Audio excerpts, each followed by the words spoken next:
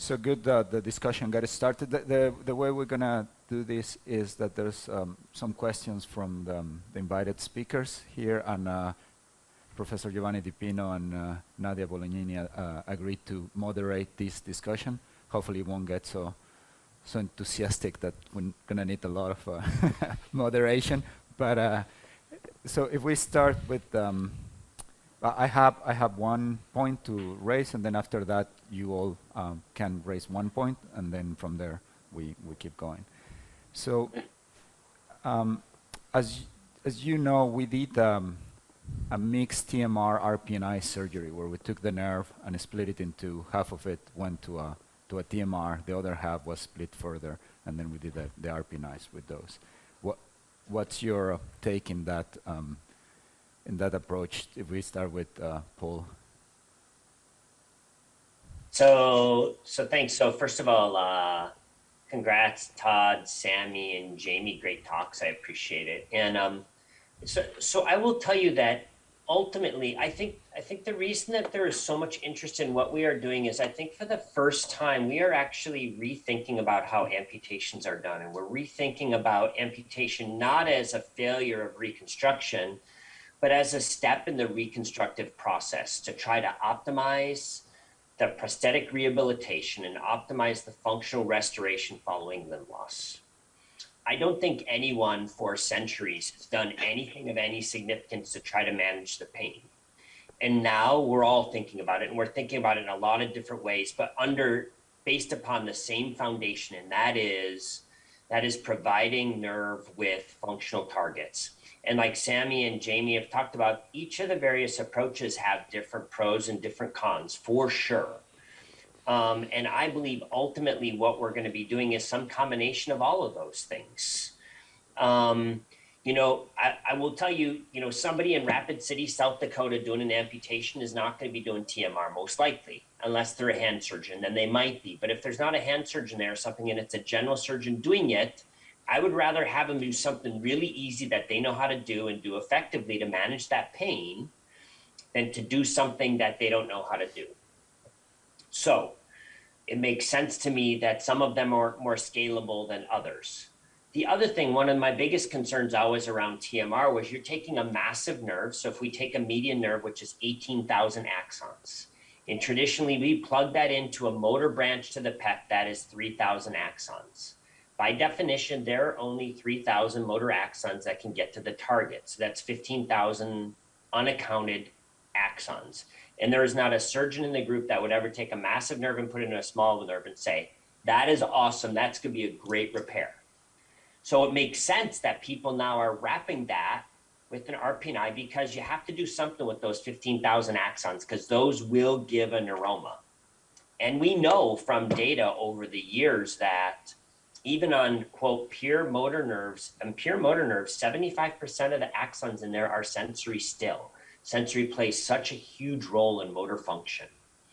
And so you know, I like the fact that we're thinking about it. And I got to tell you, vascularized VDMTs, it's a good idea. There's nothing wrong with that idea at all. And if you can, I mean, and you can teach an orthopedic surgeon how to do that, and you can teach a general surgeon how to do that, and a vascular surgeon how to do that, that's awesome. That's not a bad idea at all. So TMR is a great idea.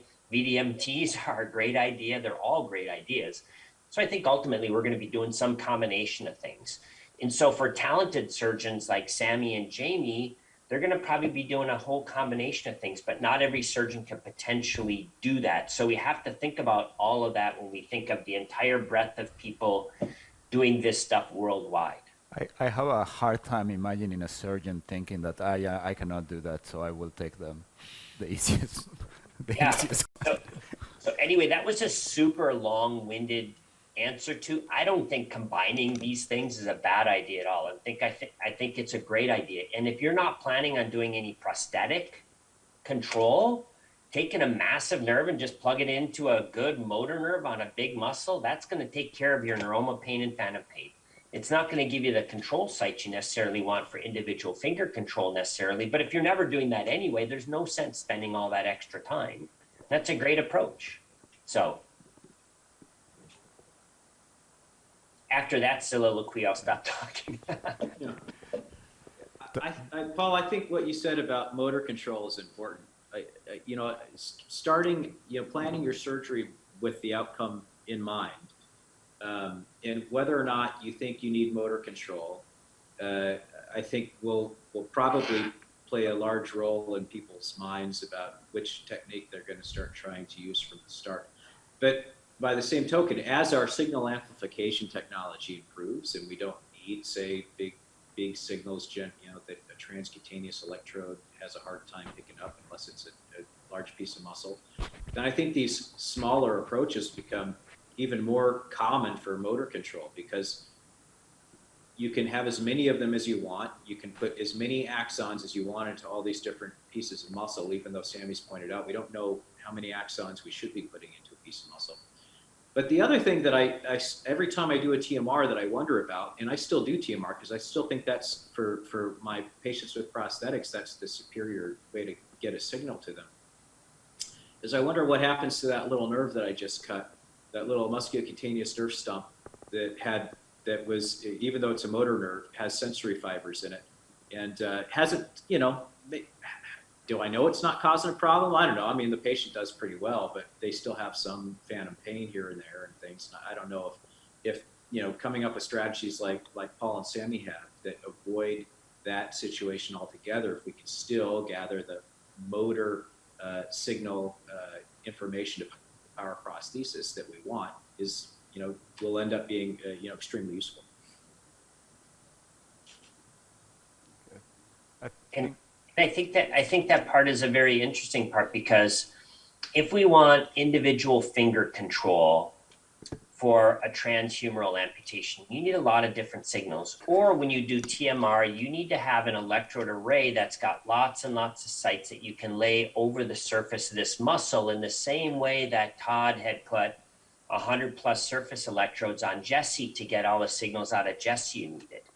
Now with 100 surface electrodes, getting them positioned properly and recalibrating every day is not a scalable approach to anyone using it on a daily basis. But if you have some implantable mesh network with millions of electrodes and you can pick up all those signals, you've solved that problem. If that's a challenge and you can surgically break it down into 16 different signals, then it's easy. It's just a simple bipolar electrode for each control site, and then they have 16 control signals. So I think those questions, your point is well taken. I think those are very important questions to ask of, you know, how complex an upper extremity prosthetic is someone going to have? How many signals are they going to need to really control it? Are you going to want to do sensory afferent feedback from it? Is it a sensorized device? And I think all those are going to help us decide what operation. But once again, we're then designing amputations for the purposes of prosthetic rehabilitation, not just getting rid of a limb. So I have a question for you, Professor Seder. So when you do RPNI and you do not have an access, this is Giovanni Di Pino. Hi. So, and you do not have a transcutaneous access, the one that can be done with osseointegration, for instance. How do you plan to put the graft in contact with the skin surface in different places of the skin surface to have access from the outside with superficial EMG electrodes? Yeah, so that's a great question. So we have a series of experiments. You'll start seeing them. There's one that's coming out in Science Translational Medicine soon. You'll see that paper, but there's a number of them where we purposely position our PNIs just under the skin, and the signals are sufficiently robust that those can be picked up transcutaneously. In general, with lots of different signals, having surface electrodes becomes problematic simply from a calibration standpoint. And as you know, when you have people with a lot of different electrodes, they're recalibrating multiple times a day even. They get sweaty, they get swelling, they get everything, they lose signals. And so we also have a strategy. We are designing an implantable device that takes up to 100 channels, and we're actually going to be using bipolar electrodes in our RPNIs, and the device will be interpreting everything and feeding signals wirelessly to the prosthesis, so we don't need transcutaneous anything. So there's a lot of different strategies. I think we're all pursuing strategies. I'm not sure which one's going to win, but it's good to have a lot of horses in the race and see how they work. But certainly there are a lot of benefits with being able to do stuff transcutaneously. It's inexpensive. It's scalable worldwide. You know, you may not get the same level of complexity, but if you can make it work that way and get something pretty good, that's probably a lot better than having a lot of implantable hardware. Sure. Yeah, there's a question from. Yeah, I'd like to go back to the pre-amputation stage. There are two interesting pieces of information that relate to that. First, when you look at what best predicts phantom limb pain, it's not perioperative pain, it's not postoperative pain, but it's chronic pain before the amputation. And so I think that would really make it nice if we could do something in that direction already before the amputation. And a second point, talking to a cooperation partner I have in diabetology in Heidelberg, he told me, and I don't know if this is true, he said that in many of his cases, the amputation is performed because of the pain and not necessarily because there are vascular problems and so on.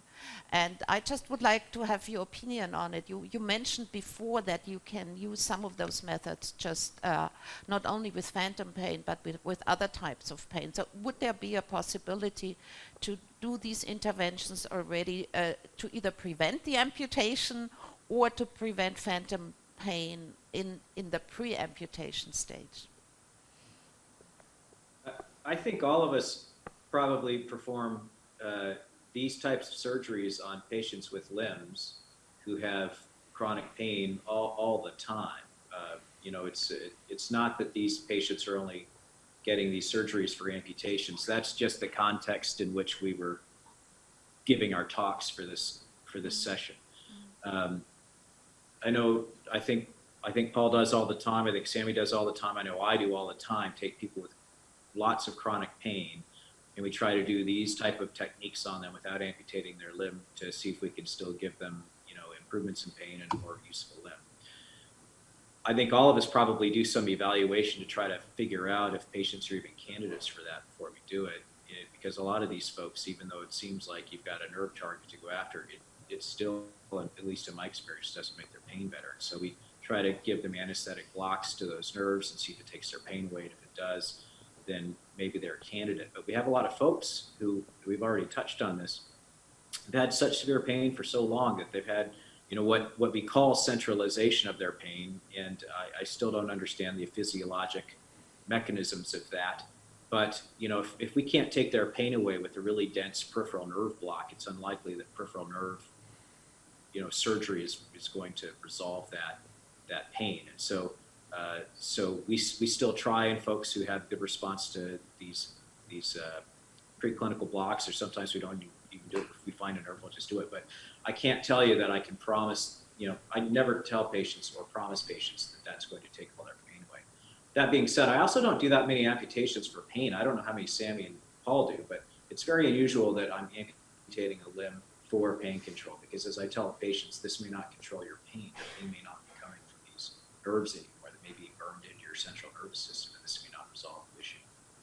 So you are, as you know, there's a selection bias on the panel here. But do you think your colleague surgeons around the world or the U.S., where you might know, I still hear, you know, in presentations people keep cutting the neuroma back and back and back for prevent pain. How widely known do you think it is that you shouldn't do amputations because of pain, because it's not certain that it's going to solve the problem? Do you think that is something that all the surgeons know at this point, or do we need to educate more? First of all, I agree completely with what Jamie said. I think there's very, very few indications to amputate for pain, unless the pain is associated with growing cancer or the limb is rotting off or something. Just to have an otherwise functional limb and amputate it because it's painful seems to be missing the point, because the pain is arising from a nerve usually that can be addressed with a much more targeted approach where you preserve the limb. So why amputate it? And then also if you amputate for pain, you might end up creating more pain in other areas. So clearly there are going to be people who are missing the boat on this, and we see them. I've seen people show up in my clinic who had an amputation for pain, where I kind of wonder what the thinking was there. But I think, again, with this kind of revolution that Dr. Kuiken and Dr. Severna started, I think the excitement and the awareness is growing. It's become kind of this niche corner to something that you see at every meeting in plastic surgery and hand surgery. And I mean, people are excited about it, and that's how these things that are kind of niches and kind of esoteric become kind of standard protocol. So, and one last thing that I would say is I agree completely with Jamie that many of these surgeries are done for isolated nerve injuries. Now, I had a patient who had a radial sensory nerve injury. It was an old injury. He already had some kind of centralization that I could already see happening. He started to have pain in other areas of his limb. But specifically, if you even looked at that area where the nerve was injured, he would start to guard. And, so I told him that, I can probably help you with this very localized pain. I'm not sure about all these other types of kind of less kind of discrete types of pain that you're describing.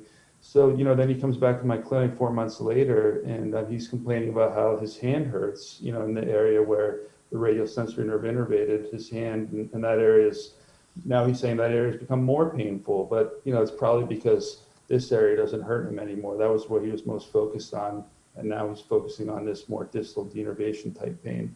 So anyways, I think the counseling is important. It's not a panacea. You're not going to take a patient who has chronic pain, who's suffering and suicidal, and make them pain-free. If you promise them that, you're going to fail. So you have to kind of be measured and let them know that there's different types of pain. These are the ones that I think I can definitely help you with. The other ones are kind of a toss-up.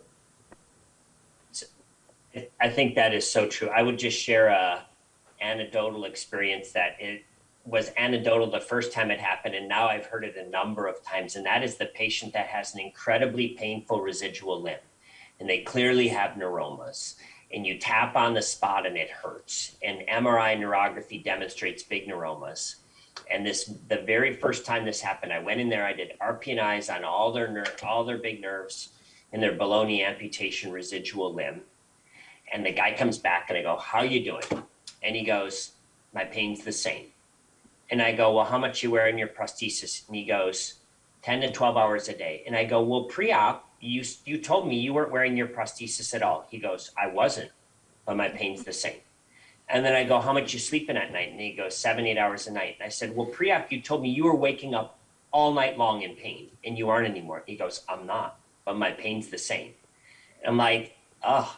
So that is getting to the point that Sammy was just making, of making sure that when you're meeting these patients preoperatively, you are ensuring that they understand the things that you are going to be able to help and the things that you aren't going to be able to help, and make sure they understand that. And even if he's saying his pain is the same, the fact that he is now wearing his prosthesis all day long and he's sleeping at night, I still contend we've helped him a lot. But some of that we don't have a fix for, and that is a huge issue that I don't even know if we need to do DBS for that or what we're doing to address that. But there's something more than a peripheral operation to handle a central issue. And that's not going to show in the results of your clinical trial, right? Because when you ask them how much your pain is going to be the same. So that part is that's why a lot of the studies have to have a lot of functional measures in them, so that you can capture that. Because I have heard that now after doing RPNIs, I think maybe 250 people I've done RPNIs on now. I've heard enough and I follow them enough to know that there are just some people out there like that are better functionally, but you ask them and they say they're the same. No, I think we have had. So pain is so subjective, it's tough. So I would contend that all of the procedures we've talked about today are better for pain, helping pain, than they are for helping hands move. I mean, if you can get a hand moving, and Paul showed some great video, that's all great stuff, but it's not near as important as taking away pain. So if you're valuing the two, pain is going to be the more important target than fancy hand movement or whatever. So That's my contention. I agree. I think some of these patients would let you cut off their other hand if you could take away their pain. And there are patients who are suicidal because of their neuropathic pain. So I think it's a valid point, even though it's not obvious. I agree. And in fact, if you look at, one of the best studies we have is the Walter Reed study that was done comparing TMR to just burying the nerve in muscle, the way that, Dellon and McKinnon taught us, back in 1986.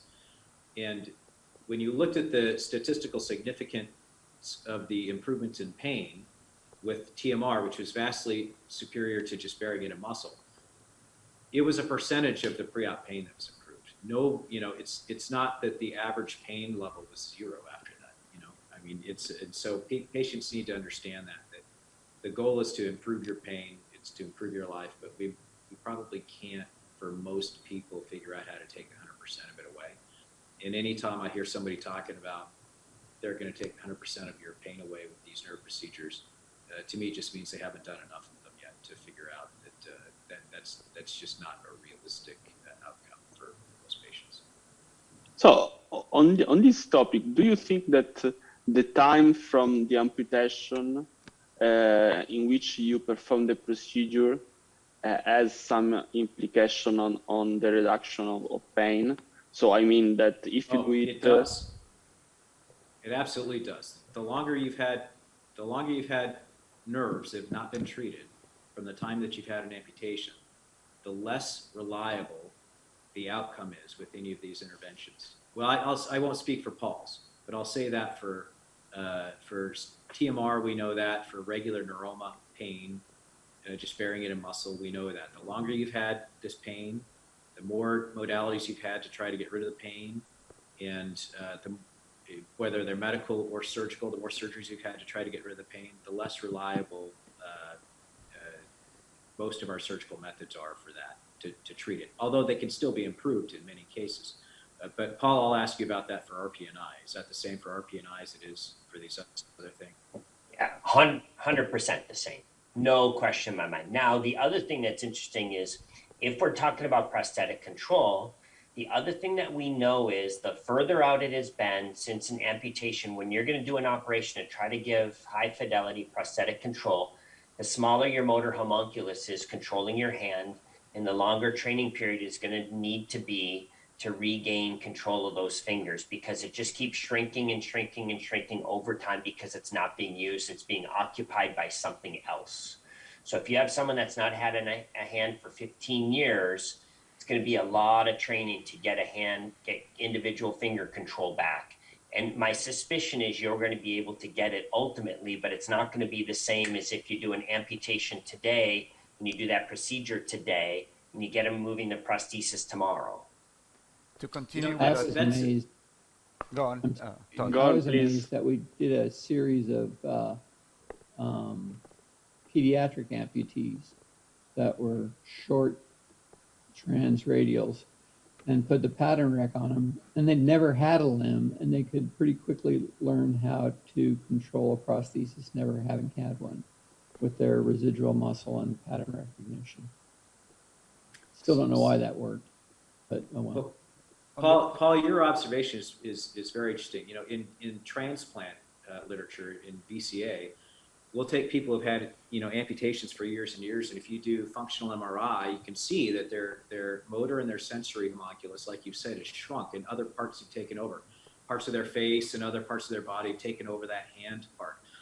And then after you do the transplant, slowly over time, they can recruit it back, right? Just like you said. So there's a lot of CNS plasticity. We don't give the brain, the adult, fully developed brain, credit for having. So you can change things in the CNS. Even though I was taught in medical school and early in training that you probably couldn't, whatever was fixed, but things do change. But this other interesting thing happens though, like, when people first started to train it, like the video that I showed at the very end of my talk where we had put the wires in that Max and Ricard had brought brought him out the EOVRA for the gentleman that I'd done the TMRs and the RPNIs on, that we put these electrodes into. When he first started, you know, we brought him in the first time ever, we hooked these wires up to him, we have him start trying to use it. He's getting it to do stuff, he is. And then after just a couple of minutes, he is exhausted. He is just absolutely exhausted by just trying to make this little hand on the screen move for a couple of minutes. He needs a break. He goes back to doing it again. And you can see, you know, we can run statistical analyses to see, you know, how correct they're getting the motions that they're trying to do, right? And you can see at the beginning, his modulus is doing pretty well, and then as he gets tired, within just, you know, 30 seconds, 60 seconds, it starts to fall off. So how do you get exhausted? By trying to make this small patch of muscle work with your CNS by imagining making your hand go back and forth. I mean, it clearly happens, but I can't even begin to try to understand how that feels to that patient and what's going on there. But he can retrain and get better and better. And I'm sure Todd has seen this for decades since they've started doing TMR and got people to control these new patches of muscle to run prosthetics where they get just exhausted at the beginning, and then as the muscle gets better, their CNS starts recruiting better, and it gets easier and easier. We observe the same with patients. Hugely variable. Go on, Todd. No, it's hugely variable how quickly people pick up on using their prosthesis after these procedures. I mean, some, they walk in the next day and it's like, wow, this works. And you see them using their device like nothing, and others struggle to do anything. So I don't know. It's hard to figure out. That brain's pretty complicated. Right. So But I I don't think touch it. I will tell you the plasticity in the brain is remarkable, and that's what allows an adult to learn how to play the piano. You know, I mean, you don't have that capability in that portion of it's been well demonstrated with people playing, adult learners playing instruments at a high level, the amount of plasticity in that brain that's allowed that to happen. Clearly in children, it's much, much greater, and the potential is much more impressive, but it's there. And so certainly that does not prevent me from being concerned about allowing people the opportunity to have high fidelity motor control of prosthesis. At the same time, if we figure out what we can do from a sensory standpoint, I've got to believe that plasticity of the brain also works on the sensory side as well. So we should be able to figure out how to modulate that. We just haven't yet, but it's got to be the same thing. So just to make a point of plasticity, I've been blown away by the way, you know, the results that you can get by doing these distal nerve transfers, distal to the elbow, where you take branches of the median nerve and send them to the radial nerve. Even in the hand, you can take the abductor digiti minimi, send it over to the thenar motor. And these transfers work incredibly well. And here you are taking nerves that are supposed to be doing something completely different, and the brain is able to retrain itself to do something totally new. And even more amazingly, you can take a single nerve going to like the wrist flexor, send it to the finger extensors, and you can see independent finger extension and thumb extension and wrist extension all coming from a single nerve. So anyways, I think it's just, it's incredible. It's mind-blowing how well the brain can reorganize itself. I think we can. So in this regard, there was a question on if you are aware in TMR, RPNI, and also BDMT, if there is reinnervation also from and to the spindle, so gamma motor neuron and 1A fiber. Darned if I know.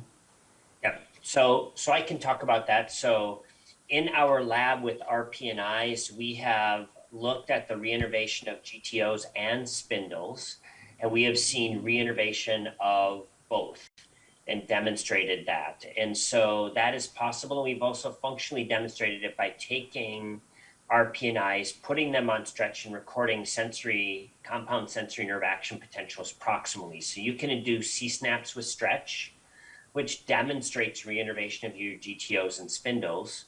And anatomically, we've demonstrated it. And Hugh Hare's lab, along with Matt Carty, have also demonstrated that work. Tyler Kleitz was the first first author on that work, where they were taking their AMIs, but just as an initial stage, just stretching them. And that is the strategy they're using to try to provide proprioceptive feedback from RPNIs put together in series. Hey, Paul, But the work that you've done is clearly leading the charge, and I love the work that you've done on sensory neurotization of muscle. There's so little out there, even to start to kind of base this on. So it's really a fundamental question with clear clinical importance. But my question for you, and it's truly a question, is have you looked at pain fibers, these free nerve endings that don't have receptors in the muscle? There are a small population of pain fibers in muscle, but most of them go to the skin. And even in the skin, I've been delving into this a lot. I don't know what is the signal that's telling them to stop regenerating. And so then you can, starting from those unknowns, you can work backwards to see how much work we have to do in terms of kind of understanding the basic premises. Yeah, so I mean, that's a great question, Sammy. And not being a pain specialist, it's difficult for me to know. So we have looked at spindles and GTOs a lot. And we also know that the mechanism of muscle soreness, if we look at DOMS, delayed onset muscle soreness, that's what you and I all get after we have a big workout in the gym yesterday, and the next day we have DOMS. That is mediated by those muscular sensory afferents. That is not mediated, that is not necessarily sarcomeric disruption. That's not mediated by GTO and spindle reinnervation. Those are those sensory afferents. I don't understand those well at all. And there's an entire field that people have spent their entire career trying to understand DOMS and the inflammation around it contributing to compound sensory nerve action potential firing in those afferents. And is it swelling? Some is sarcomeric disruption, some is eccentric contraction. It's so many different things, and it's so complicated. So I have no idea, and I don't want to read so much about it that I'm going to understand it that well. I have enough to do. So please figure that out. Paul Marasco at Case has been working on a lot in this area. He's a good sensory physiologist. Before we go too far away from this topic, to clarify, when you said time matters after amputation for the success of the surgery, did you mean neuroma pain or phantom limb pain or both? Because it seems to me that for neuroma pain, it shouldn't really matter that much, but maybe it does. For phantom limb pain, it will kind of make sense, but did you mean both? I do mean both. I think that people who have really severe neuroma pain, that can expand into other things where they can still get this centralization. I mean, we think of neuroma pain as this very discrete thing. I tap on the nerve, that's what hurts. I get rid of that neuroma and it doesn't hurt anymore. But if people have really active neuromas that are just getting constantly stimulated for a long time, I don't have any other way of thinking about it except for just that it kind of burns this pain pathway into their brain. And so I've seen people who started with just a neuroma who then end up with this kind of CRPS, because that's what we call it, right, picture, that started with a single nerve injury and then became their entire limb just being, burned up by pain in lots of ways, even if they haven't even had an amputation, just with the nerve injury. You can get the same thing when you have an amputated limb because you're getting all of those nerves get injured. And right. So but what I personally do I'm sorry. Yeah, so I personally do believe that, because the longer you have that time, the longer they've been feeling that pain, that they don't have any intervention, the harder and harder it gets for us to treat. And have you made a study, maybe any of you, about the time for neuroma pain, differentiating those two, neuroma versus phantom, and the time from amputation and the success rate? Does it correlate with time? The only studies I've seen, again, the Walter Reed study showed that the longer they'd had longer time since the amputation, I think the less statistically significant their outcome was. And Lee Dellon's old paper showed that the longer time they'd had and the more interventions they'd had, the less their just sparing nerve and muscle, less effective that was. But those are the only two that are coming to mind data-wise that I can think of that have been published, unless you guys know something else.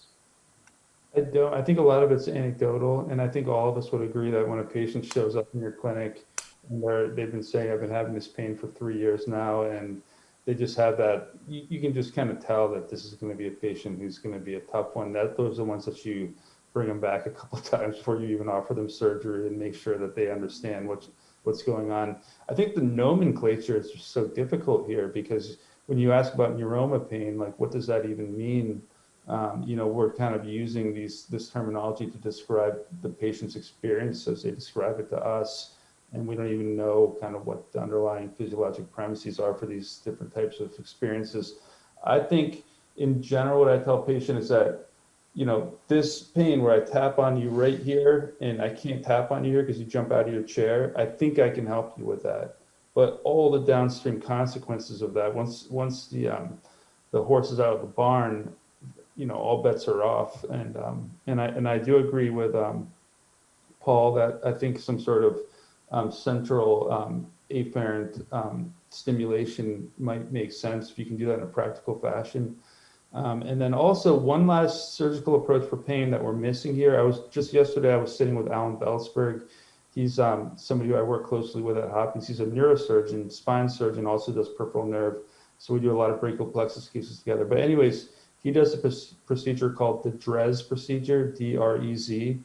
And I think it works actually. So he goes in and he actually cuts the second order or avulses the second order neuron nuclei from the spinal thalamic tract. And so he kind of educated me yesterday. He was drawing diagrams because I don't know much about the kind of the spinal cord anatomy and everything. But I've actually seen some of these patients show up in my clinic who he's done a DREZ on who had good results. He'll be the first to tell you this. He doesn't know how long-standing or how long-lasting the effects are. He thinks that 95% of the patients do well for the first 2 years, but he says that he has a substantial number who then slowly kind of regress. But anyways, it's something that you're talking to a bunch of like plastic surgeons and hand surgeons, but just for the sake of completion, there are other pain surgeries. Anecdotally, I can say that I have been contacted by patients in the U.S. who have had that surgery and have phantom limb pain. And it seems to me that because you're not giving the nerve anything to do, then it's probably going to go back to have issues later on. So Max, to answer your question, so I think, so for me, if I tap on a spot, if they have a neuroma on MRI neurography and I tap on a spot and it hurts, no matter how long it's been there, and I inject it and they say that pain gets better with an injection, I feel pretty confident I can make that point tenderness better. What Sammy says about the downstream effects of that, I'm not sure. So maybe I make, like if it's a dorsal-radius sensory nerve, maybe I do make their pain in the distribution of what was their dorsal radius sensory worse in a phantom pain standpoint, but I can make that point tenderness better. And I'm pretty confident 10 years later, I can make that point tenderness better. I'm also really confident that that phantom pain, I don't know, I hope so, but most of the time I'm just not sure about that. Right. And the longer it's been, the less sure I am about that. And I do exactly what Sammy does. A lot of times those people, I bring them back multiple times and have lots of discussions with them. So we're all on the same page about everything. Right. So to clarify, the pain that when you tap, it's painful and the patient jumps out of the chair. That pain, does it matter how long the amputation has been? And that's what I've been calling neuroma pain, the specific one. So does it matter with that kind of pain? So I know Jamie says it matters to him. Maybe it should matter more to me, but it doesn't matter as much to me probably, but maybe it should. But so I don't think it matters if what you're trying to get rid of is the pain at the tap. Yes. We can get rid of the pain at the tap. Yeah. But that pain at the tap is probably not the only pain they're having. 100%. And when you get rid of the pain at the tap by doing surgery on them, they're going to come right back and they're going to do what Paul has already said. I'm sleeping through the night. I'm using my prosthesis all the time, and my pain is no different. Well, you couldn't do any of that stuff until I got rid of the pain at the tap, where the pressure of the prosthesis is. Right. Well, the pain is worse right over here. I mean, yeah, they can blow up too. So I agree. You're not going to come back to your clinic happy, and you're not going to feel satisfied. And so, you know, that's why I think Jamie's point is that, yes, we use neuroma pain to kind of be all encompassing. That's why this nomenclature is so difficult. It would be great if we could all agree on what we're even talking about. But I think we all, you know, I think there's a quorum amongst all of us here at least. Yeah, there was a, I'm really sorry you guys couldn't make it here, because yesterday we had a discussion about this, and I think it went a little bit longer than it should because I was missing some clinicians. But I've been proposing a paper some time ago, and I was saying yesterday, I think we should separate, in the official definition of phantom limb pain, it's related to any painful sensation perceived in the phantom. So if you tap the neuroma, they will feel pain in the phantom. So by definition, that counts as phantom limb pain. And what I've been trying to say is that we should take that neuroma pain, that you already call it neuroma, clinically is already named neuroma, and separate it from phantom limb pain. So we can make a difference. So when the patient comes to the clinic, and you can say, that pain, when I tap you here, that I can help you with. And then phantom limb pain is a different beast related to, you know, other things that happen there, and then like central changes and so on. But you know, the other interesting thing is patients are not that articulate sometimes. And you say, do I have phantom limb pain? And they go, yeah, it's right here. And they're touching their residual limb. And then you explain it to them, and I think there's just so many types of pain in residual limb pain. Residual limb pain is a million different things. It's all sorts of various degrees of complex regional pain syndrome. It's people that have HO that have pain from that. It's people with osteophytes growing off the end of the bone that have it. There are people with myodesis that are no longer intact, and it's rubbing on the edge of the bone, and it's giving them pain when they're contracting. It's a million different things. It's scar tethering from the previous injury. It's a million things, and so it makes it really complicated. And so that thing of tapping in that spot, I can make that tapping in that spot not hurt as much, but I'm not necessarily sure they're going to say their pain is better, but I can make that better for sure. Because, you know, that tap may be the trigger that start a pain in a territory that is already being distorted by the situation, the general situation. So it's very hard to disentangle what is neuroma pain and what is phantom limb pain. So they are not so separate. Yes, and I think it's also important to see that, that you can elicit phantom pain from a site on the residual limb that does not have a neuroma. And you can even elicit it from other body sites. Sure. So to really make sure what is related to the neuroma and what is just a referred sensation, I think would be also very important to clarify that. It's very difficult, but I think all the studies that are done now on neuroma pain, and what I've seen in the UK, and I believe you in the US do the same, you measure the neuroma pain by going and tapping the thing, and then you take the value of that, and then they come back and tap it like, is it painful? No, and then that's what's categorized as neuroma pain. But it would be good to tap at least at another site places, where you don't think there is a neuroma to be sure this is specific, right? You're absolutely right, because we'll tap on people and be like, oh, look at how they jump. That must be a neuroma. That must be a neuroma. So my residents will do this all the time. They'll I found their neuroma. I found their neuroma. I'm sitting there going, why would they have a nerve there? That doesn't make any sense. And so then you start just tapping all over, and you tap all over them. They just have this really hypersensitive, pain response to any type of cutaneous stimulation that's not specific to the physical presence of the neuroma of that major nerve. And so you've got to figure out how to control that. Or they start shaking as you approach their limb and you haven't even touched anything. Yeah. You haven't even touched it, and they're so sensitized that they're already hurting. They're already shaking or quivering or whatever. And you're going, man, that is going to be a tough one. Yeah. Is a bad prognostic indicator. But, you know, clearly some of these patients have what we loosely refer to as CRPS. And those are the ones where anywhere you tap them on their limb, it's going to hurt. That's a tough situation to deal with. But you also have patients who have a, you know, a localized neuroma pain where Yeah. you tap around it and it's fine. And then once you get to the spot where the nerve is injured, that's when things kind of really manifest. Yeah, and it sounds like when you listen to me talk, like nobody does well after these nerve surgeries, and that's just not true. So a lot of patients with neuromas do great after you address them. And like, you know, the person I showed in that slide who had their arm still and just had a LABC neuroma that you know we took out, you know, did great.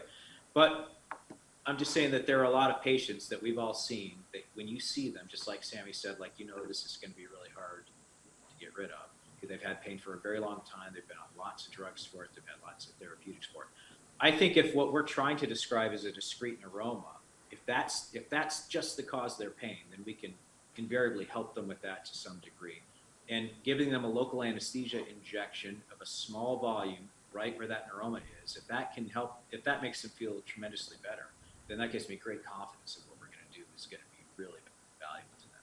But if you anesthetize that neuroma and then you start trying to help them appreciate what other pain they've got in that limb still, that helps me try to communicate to them that I'm going to take some of your pain away. I'm going to be able to help you with this focal part.